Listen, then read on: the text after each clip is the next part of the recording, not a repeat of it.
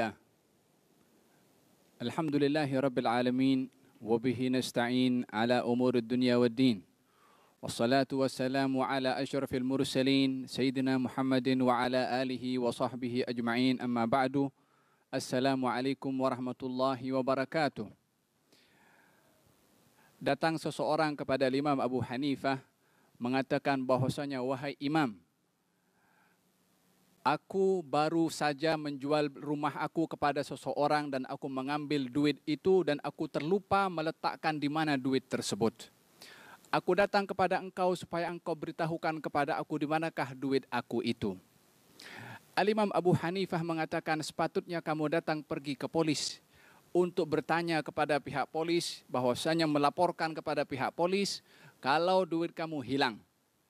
Maka kata dia mengatakan kepada Imam Abu Hanifah, wahai Imam, engkau adalah imam, engkau orang yang alim, engkau mesti mengetahui di mana duit aku.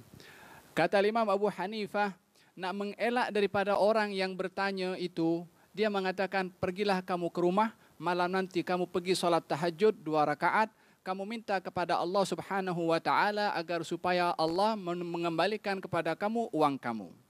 Maka dia kembali ke rumahnya. Malam itu dia buat. Kemudian esok hari dia jumpa dengan Imam Abu Hanifah dan mengatakan, wahai Imam, terima kasih banyak atas nasihat kamu. Sesungguhnya Allah telah mengembalikan duit aku. Kata Imam Abu Hanifah mengatakan, macam mana kamu boleh mendapatkan uang kamu itu? Dia mengatakan, malam semalam aku bangun, aku ambil wudu dan aku salat. Pada rakaat yang pertama aku teringat bahwasanya aku simpan duit aku di sebuah tempat. Jadi aku putuskan salat, aku pergi ambil duit itu dan aku jumpa duit aku di sana. Kata Imam Abu Hanifah mengatakan, syaitan telah mengganggu kamu sehingga kamu berada di dalam salat, diingatkan di mana kamu letak duit dan menginginkan kamu untuk tidak meneruskan kepada salat kamu. Maka dia putuskan salat itu karena ingat kepada duit. Kita jangan mahu diganggu oleh syaitan. Kita duduk daripada sebentar tadi mula dan mungkin yang ada datang daripada petang sampai sekarang pukul lewat 11 suku sudah.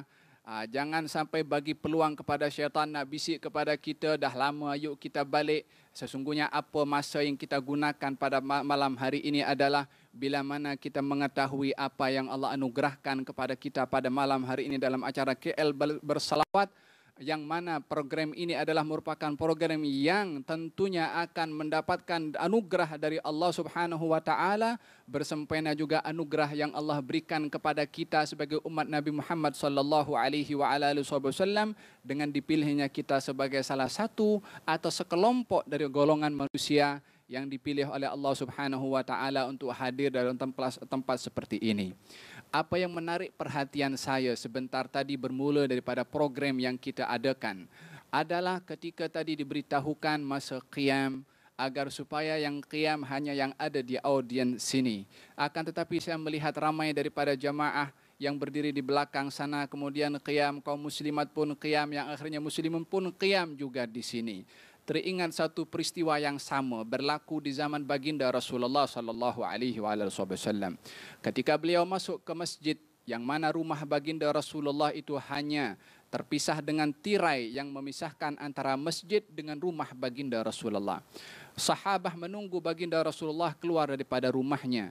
Kemudian ketika baginda membuka tirainya dan masuk ke dalam masjid, seluruh as-sahabah bangkit untuk menyambut datangnya baginda Rasulullah sallallahu alaihi wasallam. Baginda ketika melihat para sahabat berdiri, dia mengatakan, wahai sekalian sahabatku, duduklah kamu semua. As-sahabat semuanya duduk mentaati kepada perintah Rasulullah, kecuali salah seorang sahabat yang bernama Hassan ibn Thabit. Hassan ibn Thabit, sahabat baginda Rasulullah dan juga sebagai penyair kepada baginda Rasulullah, yang membantu perjuangan Rasulullah dengan syairnya, sehingga Nabi pernah mendoakan kepada Hassan ibn Thabit untuk mengeluarkan syair-syair menuduh kepada orang-orang kafir Quraisy ataupun memburukkan kepada akidah kufur orang-orang kafir Quraisy. Baginda bersabda, uhju keluarkanlah syair-syair kamu wahai Hasan, wa ma'aka ruhul qudus, dan akan bersama kamu itu ruhul qudus, maknanya Jibril yang akan juga membantu kepada syair-syair kamu. Di sana adalah merupakan perjuangan juga membela agama Rasulullah, bukan dengan pedang tetapi dengan untaian syair yang dibacakan oleh Hassan ibn Thabit. Hassan ibn Thabit tidak duduk, tetap dia berdiri. Kemudian baginda bertanya kepada Hasan, "Malaka ya Hasan? Kenapa kamu tidak duduk wahai Hasan setelah aku perintahkan untuk duduk?" Hasan ibn Thabit mengatakan, "Ya Rasulullah, izinkan aku untuk mengucapkan beberapa syair yang ada di dalam fikiran aku." Maka diizinkan oleh baginda Rasulullah. Kemudian Hasan ibn Thabit mengatakan, "Qiyami 'alal azizi fardhun wa tarkul fardhi ma huwa mustaqimu.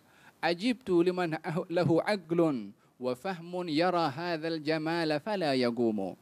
Dia mengatakan berdirinya aku untuk menghormati orang yang mulia adalah merupakan satu kewajiban. Meninggalkan perkara yang wajib itu bukan perbuatan yang baik.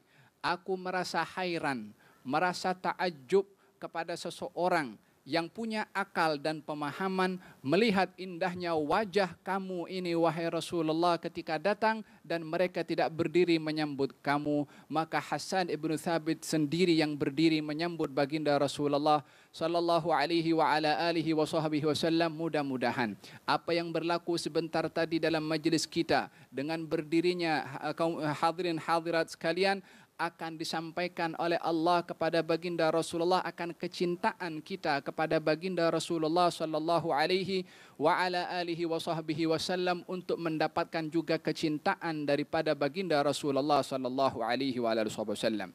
Di antara wasiat yang diwasiatkan oleh baginda Rasulullah melalui nasihatnya kepada para as-sahabah, di antaranya adalah 3 perkara. Baginda bersabda, "Allimu auladakum," ajarkan kepada anak-anak kamu 3 perkara. Yang pertama adalah cinta kepada Nabi mereka. Yang kedua, cinta kepada keluarga Nabi mereka. Yang ketiga adalah ajarkan kepada mereka di dalam membaca Al-Quranul Karim.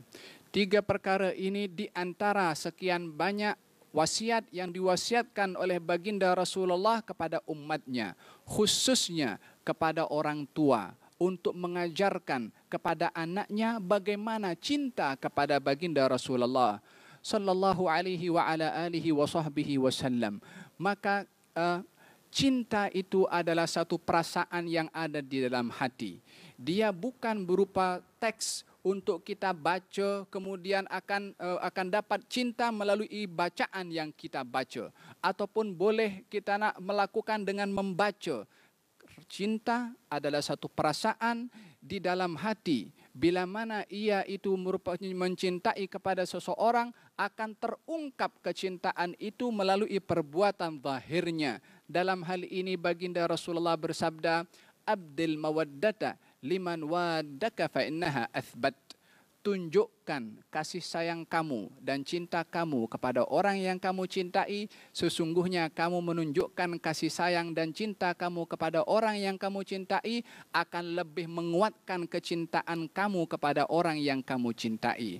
Tidak ada satu hadis, satu keistimewaan yang diberikan oleh baginda Rasulullah kepada para as-sahabah melebihi daripada kegembiraan dan keistimewaan yang didapat oleh para as-sahabah daripada satu hadis yang disampaikan oleh baginda Rasulullah kepada mereka.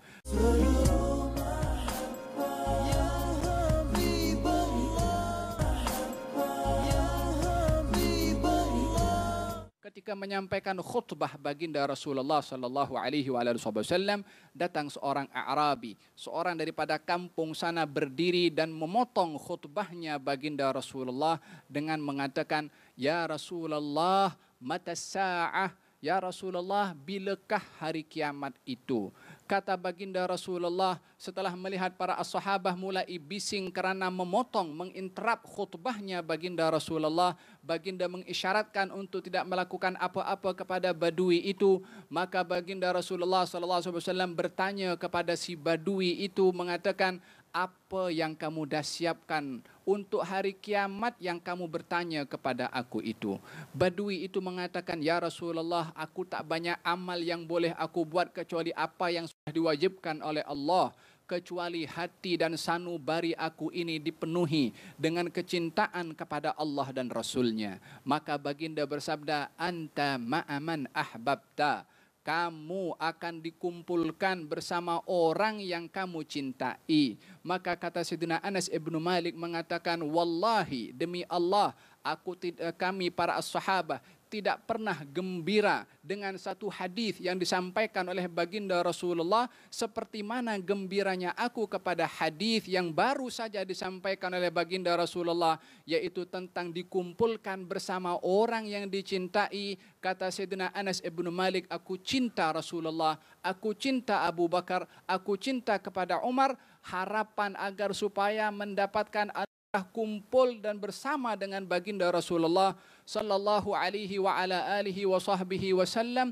Demikian para as-sahabah radhiyallahu anhum wa ardahum. Bila mana kita ingin mengkaji dan mempelajari macam mana untuk mencintai baginda Rasulullah, tak ada model utama atau ikon yang penting untuk dijadikan teladan kepada kita untuk mencintai Rasulullah seperti mana ikon para as-sahabah radhiyallahu anhum wa ardhahum. Ma ra'aitu ahadan yuhibbu ahadan ka hubbi ashabi Muhammadin Muhammada. Kata Abu Sufyan mengatakan demikian, aku tidak pernah melihat orang mengasihi dan mencintai orang lain melainkan seperti mana para sahabat Muhammad mencintai kepada Muhammad.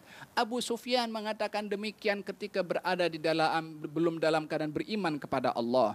Selepas peperangan Badar berlaku dan peperangan Uhud sudah berlaku, salah seorang sahabat Nabi bernama Zaid ibnu Dathinnah ditawan oleh kaum Quraisy dan dibawa ke Mekah, termasuk Abu Sufyan yang menawannya. Kemudian kata Abu Sufyan mengatakan kepada seluruh orang-orang kafir Quraisy untuk melangsungkan pembunuhan sebagai balas dendam kepada mereka orang-orang kaum muslimin yang berperang di perang Badar dan kemudian membunuh ramai daripada orang-orang kafir Quraisy. Salah seorang daripada mereka Zaid ibnu Dathinnah. Maka mereka orang-orang kafir Quraisy untuk menghormati tanah haram, walaupun mereka dalam keadaan kufur tetapi masih menghormati kepada tanah haram, mengatakan jangan kita bunuh Zaid ini di tempat ini, yakni di tanah haram, akan tetapi keluarlah daripada Mekah ini, kemudian lakukanlah pembunuhan di sana. Zaid ibnu Dathinnah diikat kedua tangannya, kemudian dilakukan dengan menyakiti kepada tubuh badan Zaid ibnu Dathinnah. Dikatakan bahwasanya hidungnya dilukai, telinganya dilukai, matanya dilukai, dalam keadaan darah yang masih mengalir demikian dan tidak ada keupayaan untuk bergerak. Dan sambil menundukkan kepala Zaid ibnu Dathinnah, Abu Sufyan mengatakan kepada Zaid, ya Zaid, wahai Zaid, unashidukallah, aku bertanya kepada engkau, engkau jawab soalan aku ini dengan benar, dan aku mengambil sumpah kepada engkau agar supaya engkau memberikan jawaban yang benar. Kata Abu Sufyan mengatakan, bagaimanakah pandangan kamu wahai Zaid, bila mana aku tukar posisi kamu sekarang ini dengan Muhammad berada di tempat kamu dan kamu aman berada di tengah-tengah keluarga kamu. Kata Zaid ibnu Dathinnah dengan mengangkat kepalanya, darah masih mengalir daripada tubuh badannya, mengatakan, ilaika anni ya Aba Sufyan, enyahlah engkau wahai Abu Sufyan, pergilah engkau wahai Abu Sufyan. Wallahi, demi Allah, aku tidak mahu ada satu duri yang menusuk kaki Rasulullah sementara aku berada dalam keadaan aman di tengah-tengah keluarga aku, kata Zaid ibnu Dathinnah. Maka Abu Sufyan mengatakan, wallahi ma ra'aitu ahadan yuhibbu ahadan kahubbi ashabi Muhammadin Muhammada. Pengakuan daripada seorang yang kafir pada waktu itu tentang kecintaan para as-sahabah kepada baginda Rasulullah. Demi Allah, aku tidak melihat, kata Abu Sufyan, seseorang mencintai orang lain seperti mana kecintaan sahabat Nabi Muhammad kepada Nabi Muhammad sallallahu alaihi wa ala alihi wa sahbihi wasallam, demikian yang berlaku kepada As-Siddiq yang menemani baginda Rasulullah di dalam hijrahnya, yang mana membela kepada baginda Rasulullah bermula daripada kenabian Nabi Muhammad sallallahu alaihi wa ala alihi wasallam, yang selalu membantu kepada baginda Rasulullah mengorbankan apa saja yang dimiliki demi Nabi Muhammad sallallahu alaihi wa alihi wasallam. Ketika membantu baginda Rasulullah yang dikacau oleh orang-orang kafir Quraisy ketika berada di Mekah pada ketika itu, Sayyidina Abu Bakar membantu untuk melindungi baginda Rasulullah. Oleh karena melindungi baginda Rasulullah, orang-orang kafir Quraisy menghalau kepada Sayyidina Abu Bakar dan memukuli kepada Sayyidina Abu Bakar, sehingga kuatnya dan banyaknya orang yang memukul kepada Sayyidina Abu Bakar. Sayyidina Abu Bakar terpengsan karena pukulan yang banyak daripada orang-orang kafir Quraisy. Pertama dia dapat membuka matanya di tengah-tengah keluarganya, di tengah-tengah ibunya. Dia bertanya, kaifa fa'ala Rasulullah? Bagaimana keadaan Rasulullah yang aku tinggalkan sebentar tadi dalam keadaan aku pengsan? Kata ibunya mengatakan, Rasulullah tak mengapa. Maka dia mengatakan, aruni, iya, aku ingin tengok kepada baginda Rasulullah bahwasanya tak ada benda-benda yang tak baik berlaku kepada baginda Rasulullah dalam keadaan yang masih letih dan lemah, dan juga adanya darah yang masih mengalir. Didokong oleh ibunya untuk berjumpa dengan melihat kepada baginda Rasulullah dalam keadaan selamat. Barulah kata Sayyidina Abu Bakar mengatakan, senang hati aku dan dia kembali sehat dengan melihat kepada sihatnya baginda Rasulullah sallallahu alaihi wa ala alihi wa sahbihi wasallam. Tidak ada orang mencintai baginda Rasulullah seperti mana para as-sahabah mencintai kepada baginda Rasulullah sallallahu alaihi wasallam.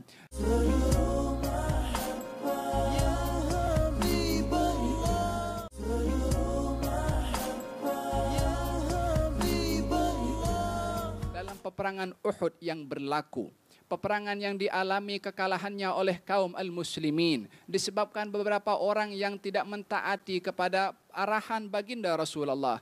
70 orang syahid dalam peperangan itu. Maka di antara mereka yang meninggal ada suami kepada seorang wanita bernama Hindun. Suaminya meninggal dunia, anak lelakinya meninggal dunia, saudara lelakinya pun meninggal dunia. Maka dia datang bertanya kepada para as-sahabah yang kembali daripada peperangan Uhud. Dia bertanya, bagaimana keadaan Rasulullah? Sahabat itu mengatakan, wahai Hindun, mintalah kamu ganjaran daripada Allah. Sesungguhnya Allah telah memberikan syahadah kepada ayah engkau. Dia mengatakan, aku mengharapkan ganjaran daripada Allah. Bagaimana keadaan Rasulullah?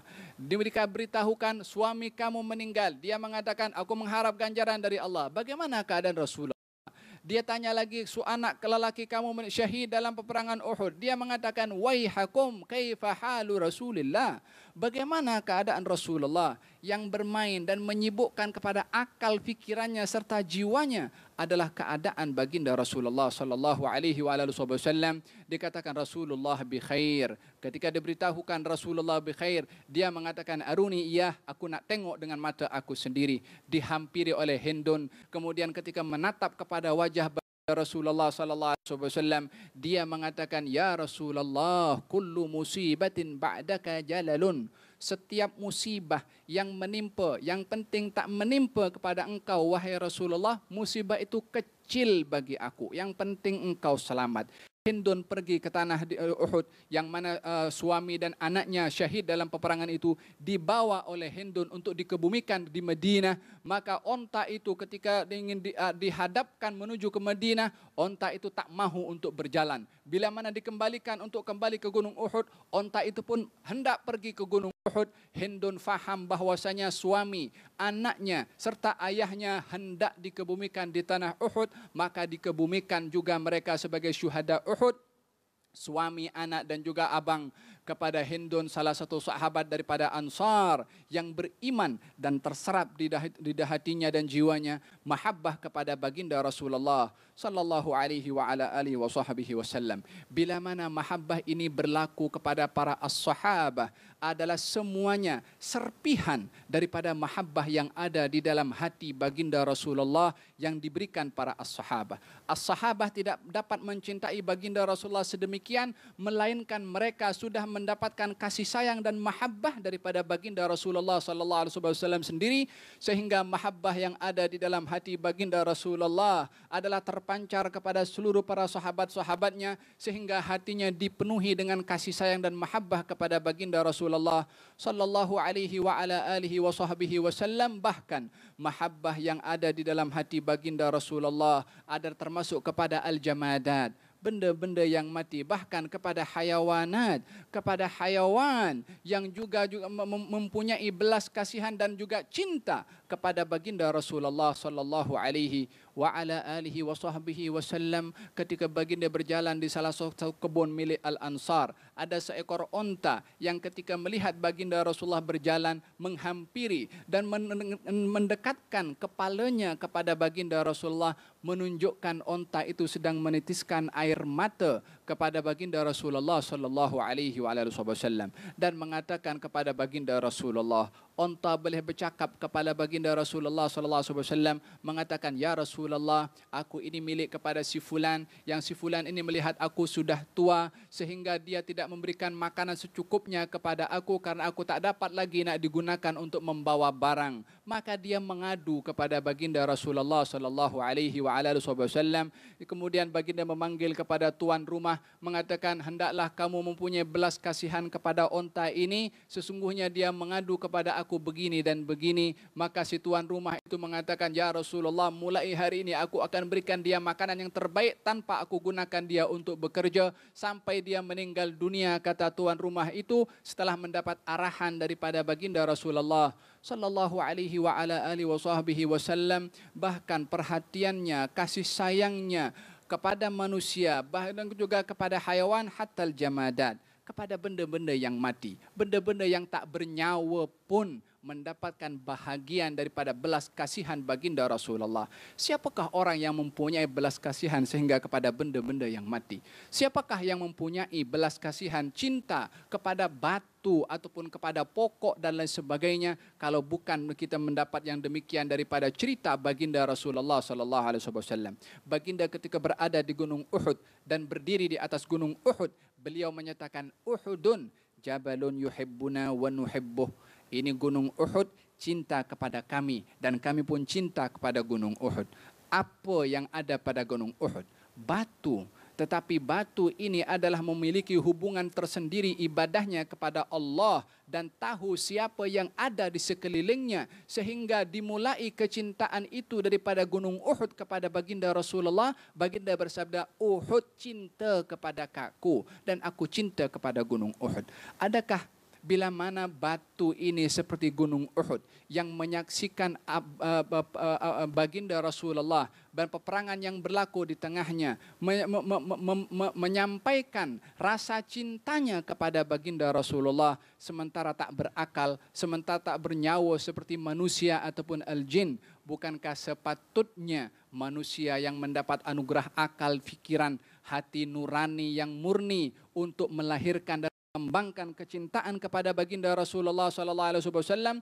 Kata Sayyidina Hasan Al-Basri mengatakan, ayuhan nas, wahai sekalian manusia, ini pokok kurma yang menjadi tiang kepada masjid baginda Rasulullah, mengungkapkan rindunya dan kecintaannya kepada baginda Rasulullah sallallahu alaihi wasallam. Bukankah kamu wahai manusia yang mempunyai hati nurani sepatutnya mempunyai perasaan melebihi daripada pokok kurma? Hadithul Bukhari meriwayatkan dalam sahihnya, baginda Rasulullah ketika berkhutbah sentiasa dia menyentuh bersandar kepada pokok kurma dan menyampaikan khutbahnya.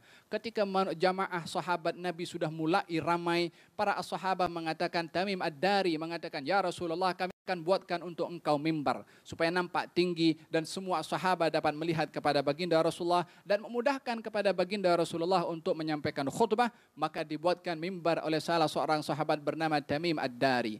Jarak posisi antara mimbar baginda Rasulullah dengan pokok korma yang menjadi sandaran dan sentuhan telapak tangan baginda Rasulullah yang mulia hanya ada beberapa meter sahaja, beberapa kaki sahaja. Ketika menyampaikan khutbah Jum'ah baginda Rasulullah sallallahu alaihi wasallam, tengah-tengah khutbah terdengar suara rintihan tangisan, bukan daripada bayi yang hadir dalam khutbah Jumat, bukan daripada para as-sahabah yang mungkin dia terkesan dengan khutbahnya baginda Rasulullah, bukan daripada hayawan seperti onta yang tadi pun juga menangis, akan tetapi daripada pokok korma, benda mati yang menjadi tiang kepada masjid baginda Rasulullah dan menjadi tempat sandaran telapak tangan baginda Rasulullah menangis. Dan anehnya dan yang menghairankan, suara tangisan itu bukan didengar oleh baginda sahaja, tetapi para sahabat pun dapat mendengar, sehingga antara suara tangisan dengan suara khutbah baginda Rasulullah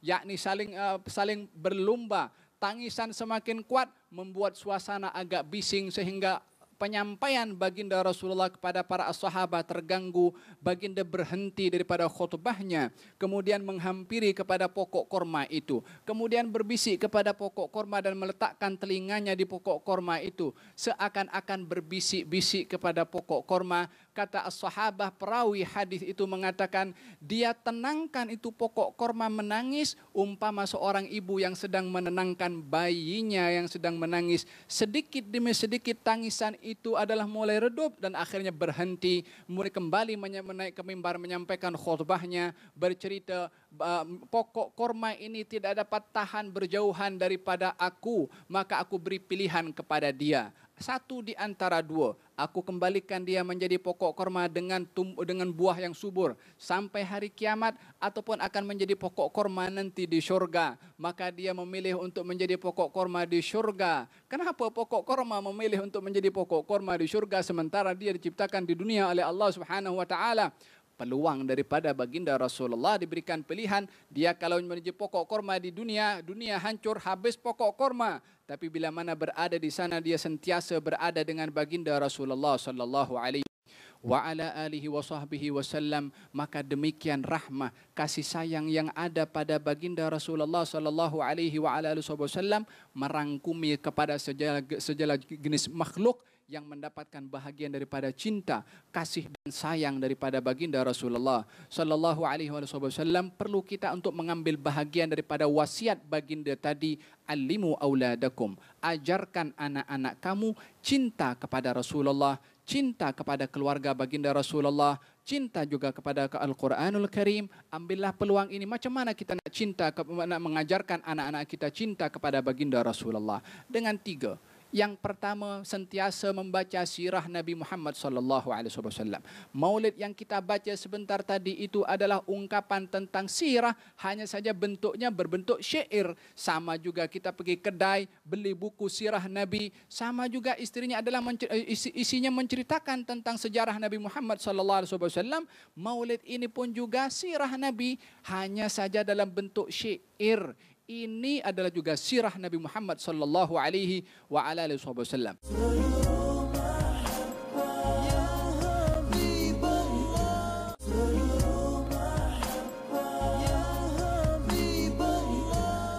Perkara yang kedua adalah meneladani kepada akhlak baginda Rasulullah sallallahu alaihi wa ala alihi wasallam. Salah seorang sahabat, dua orang sahabat Nabi yang masih kecil, namanya Mu'ad dengan Muawidh ibn al-Afra.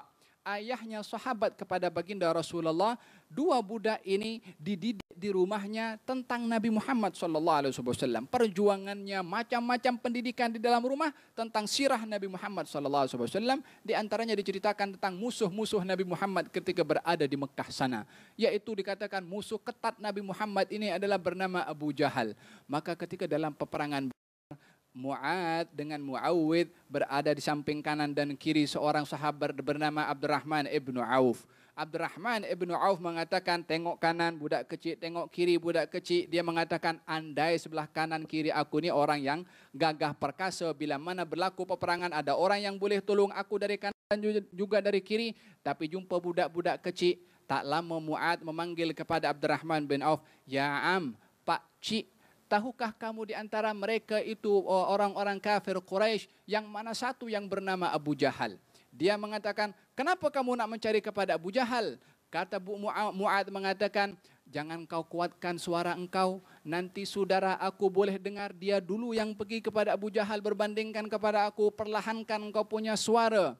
Abdurrahman bin Auf mengatakan, apa engkau nak dengan Abu Jahal? Aku bila berjumpa dengan dia, satu antara dua. Aku mati atau dia mati.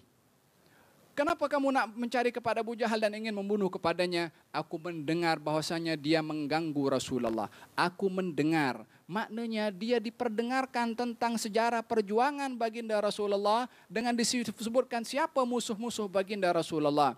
Tak lama kemudian Muawwidh pun memanggil dan mengucapkan benda yang sama juga. Kata Abdurrahman bin Auf, di antara sekian ramai tentera Rasulullah ini, tak ada orang yang paling aman adalah melebihi daripada aku yang merasa aman. Sebab apa? Yang dicari oleh dua budak ini musuh ketat baginda Rasulullah yang paling kuat, yaitu Abu Jahal. Tentunya dua orang ini mesti hebat karena yang dicari adalah orang yang hebat. Maka ketika berlaku peperangan, Abdurrahman bin Auf melihat kepada Abu Jahal, dia mengatakan, hadza jaddukuma, ini adalah orang yang kamu cari. Dua-dua menuju kepada Abu Jahal. Kata Abdurrahman bin Auf, aku boleh nak gambarkan macam mana dua budak itu menghala kepada Abu Jahal umpama seekor singa yang menuju kepada mangsanya untuk menerkam kepada mangsa tersebut. Maka Mu'ad daripada kanan, Muawwidh daripada sebelah kiri, jatuh Abu Jahal daripada kudanya. Lepas jatuh daripada kuda, kedua budak ini terus pergi Rasulullah SAW. Dah selesai tugas apa yang dia cari, sudah selesai. Dia terus pergi kepada baginda Rasulullah mengatakan, ya Rasulullah, ana gataltu. Ya Rasulullah, aku dah bunuh kepada Abu Jahal. Kata Muawwidh mengatakan benda yang sama. Kata baginda Rasulullah, aryani sayfaikuma, tunjukkan kepada aku pedang kamu. Maka didapati darah di pedang Mu'ad dan juga darah di pedang Muawwidh. Kata baginda Rasulullah, kedua kamu ini telah membunuh kepada Abu Jahal. Maka demikian yang dapat kita nampak pendidikan yang diberikan kepada salah seorang sahabat Nabi kepada anak-anaknya, cinta kepada baginda Rasulullah sallallahu alaihi wasallam. Jangan terlepas peluang kita untuk kita belajar melalui sirah dan meneladani kepada akhlak baginda Rasulullah untuk mendapatkan kecintaan daripada baginda Rasulullah. Yang terakhir, yang ketiga, untuk mendapatkan kecintaan daripada baginda Rasulullah, memperbanyak salawat kepada baginda Rasulullah sallallahu alaihi wa ala alihi wasallam. Demikian baginda menyatakan di dalam hadisnya, menjadi tolak ukur kepada keimanan seseorang dengan Allah dan juga kepada baginda Rasulullah SAW, dinafikan keimanan seseorang itu sehingga mencintai baginda Rasulullah melebihi daripada kecintaannya kepada dirinya sendiri. Sayyidina Umar datang, ya Rasulullah, sungguh aku cinta kepada engkau, akan tetapi kecintaan aku kepada diri aku lebih berbandingkan kecintaan aku kepada engkau. Kata baginda Rasulullah, belum sempurna engkau punya iman, wahai Umar. Umar ibn Khattab, mertua baginda Rasulullah, yang dikatakan, ma salaka Umaru fajjan illa wasalaka syaitanu fajjan ghaira fajjih. Umar tidak berjalan di sebuah jalan melainkan syaitan akan berjalan di tempat yang lain, tak berani nak berjalan bersama di jalannya Umar ibn Khattab. Tetapi masih dinafikan oleh baginda Rasulullah, tak sempurna iman kamu. Maka kata Sayyidina Umar bin Khattab, ya Rasulullah, al-an, sekarang ini engkau lebih aku cintai lebih daripada diri aku sendiri. Kata baginda Rasulullah, al-ana ya Umar, sekarang baru sempurna engkau punya iman. Belajarlah kita untuk mencintai baginda Rasulullah dengan mengkaji sirahnya, meneladani akhlaknya, dan memperbanyak berselawat dan mengajarkan kepada anak-anak kita. Mudah-mudahan Allah Subhanahu wa taala berikan kepada kita kecintaan kepada baginda Rasulullah sallallahu alaihi wasallam. Kalau beliau boleh memberikan cintanya kepada hayawan, kepada gunung dan lain sebagainya, tentunya kita sebagai umat baginda Rasulullah adalah lebih diutamakan untuk mendapatkan kecintaan, tapi dengan syarat kita terlebih dahulu memulai belajar untuk mencintai kepada baginda Rasulullah sallallahu alaihi wasallam. Allahumma hdina bihudak waj'alna mimman yusari'u fi ridak wa la tuwallina waliyan siwak wa la taj'alna mimman khalafa amraka wa 'asak wa hasbunallahu wa ni'mal wakil. Wala haula wala quwwata illa billahil aliyyil azim. Kita berdoa kepada Allah Subhanahu wa taala, mudah-mudahan kita dihidupkan dalam keadaan Islam, dimatikan dalam keadaan iman, dikumpulkan bersama orang-orang yang beriman, ditanamkan di dalam hati kita, keluarga dan anak cucu cicit kita kecintaan kepada Allah, kecintaan kepada baginda Rasulullah dan kecintaan kepada para as-salihin untuk dapat dikumpulkan bersama mereka, dan mudah-mudahan Allah kabulkan program kita pada malam hari ini, dan mudah-mudahan Allah Subhanahu wa taala berkati kepada TV Al-Hijrah dijadikan salah satu sebab di dalam menyebarkan ilmu yang bermanfaat dan menyebarkan dakwah baginda Rasulullah sallallahu alaihi wasallam, dan juga menjadi pintu untuk membuka kebaikan dan menjadi pintu untuk menutup daripada segala keburukan. Amin Allahumma amin. Amin Allahumma amin. Amin Allahumma amin. Wabillahi taufiq wal hidayah. Wassalamualaikum warahmatullahi wabarakatuh. Ya Rasul